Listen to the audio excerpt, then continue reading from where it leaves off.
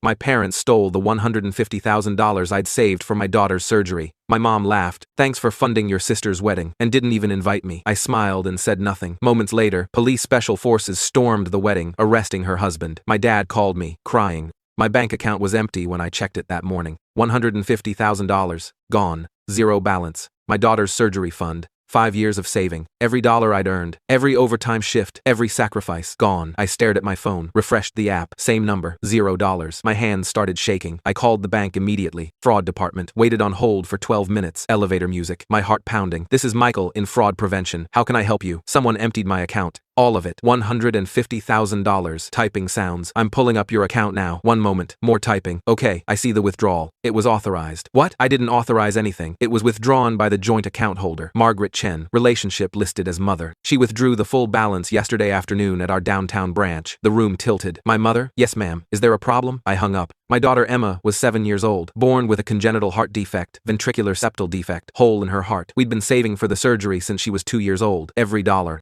Every penny. Birthday money, Christmas bonuses, tax returns, extra shifts at the hospital where I worked as a nurse. $150,000. The exact amount the surgery would cost.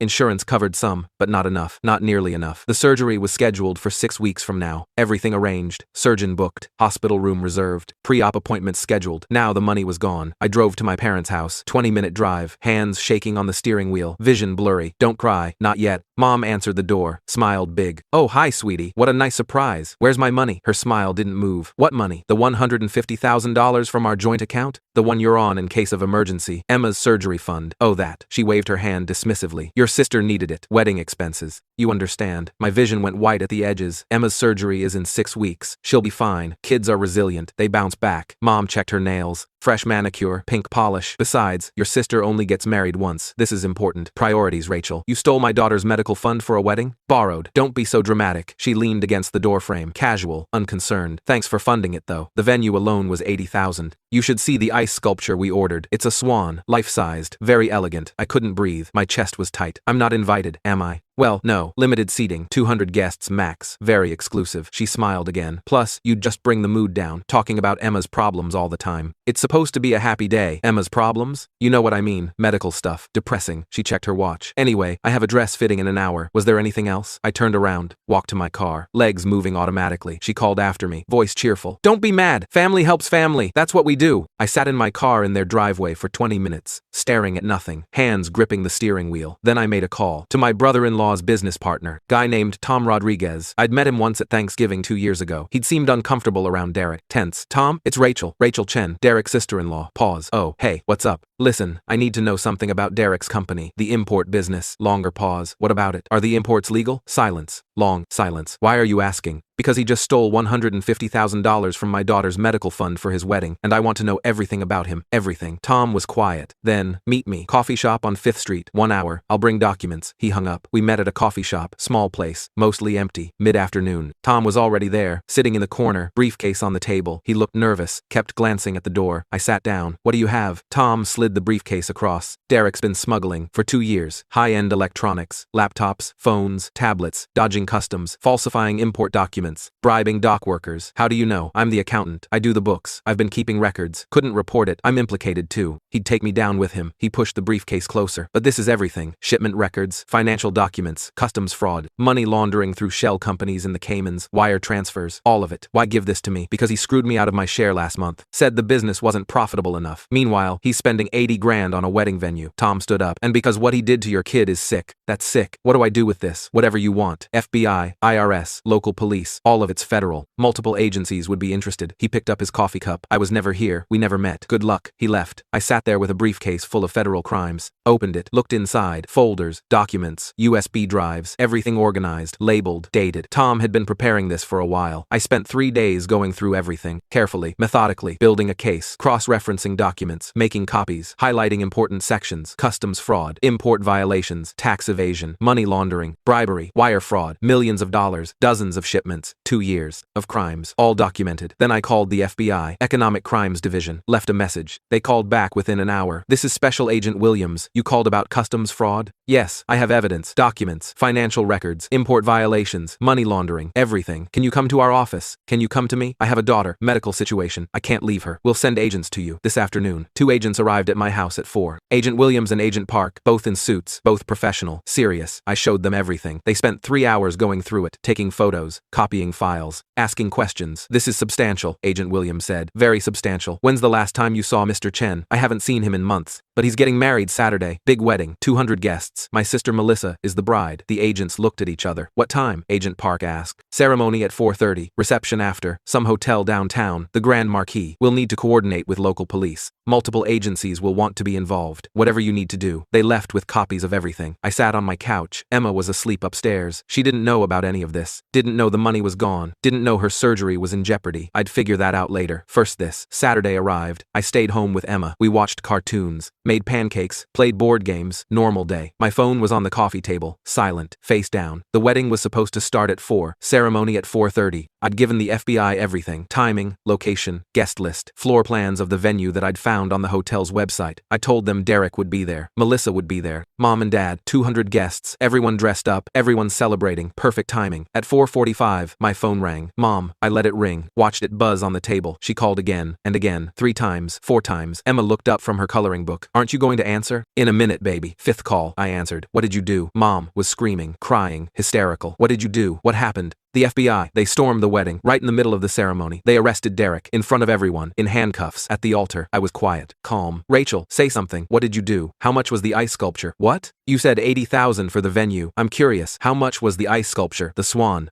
What this isn't, Rachel. This isn't funny, because Emma's surgery costs $150,000. You stole it for a wedding. I'm just curious about the expenses, the details. You called the FBI? On your own brother-in-law? At his wedding? In front of everyone? I reported federal crimes, customs fraud, money laundering, tax evasion. They chose the timing, not me. You ruined everything. The wedding is ruined. Your sister is devastated. Everyone saw. 200 people. You stole my daughter's surgery money. You laughed about it. Called her problems depressing. Didn't even invite us to the wedding. Silence on the other end. I could hear people talking in the background. Crying. Chaos. The surgery is in 4 weeks now. Moved up. Emma's condition is getting worse. But hey, at least Melissa had a memorable wedding. We'll pay you back. We'll get the money. With what? Derek's assets are frozen. Federal seizure. The FBI explained it to me. Everything. His business, his accounts, his cars, his house. All frozen pending trial. You spent my money on a wedding for a criminal. Please. Your father is devastated. Your sister is hysterical. The guests are all everyone knows. Did Emma get an invitation? She's 7. She would have loved to be a flower girl. She would have been so excited. Mom was crying now. Full sobbing. We're family. You don't do this to family. Family doesn't steal surgery money from a sick child. My voice was ice, flat, cold. Family doesn't laugh about it. Family doesn't call a child's medical problems depressing. What do we do now? Rachel, what do we do? I don't know. That's not my problem anymore. I paused. How was the ceremony? Before the FBI came? Rachel, was the venue nice? Worth 80,000? Stop it. Did you get pictures? You said you'd send pictures. I'd love to see them, especially the moment when they put the handcuffs on. How can you be so cruel? Cruel? You stole $150,000 from your granddaughter's surgery fund for a wedding, and you're asking me how I can be cruel? She hung up. I set the phone down on the coffee table. Emma looked up. Who was that? Grandma. Is she okay? She will be. My phone rang again. Dad this time. I answered. Rachel. His voice was broken, shaking. Please.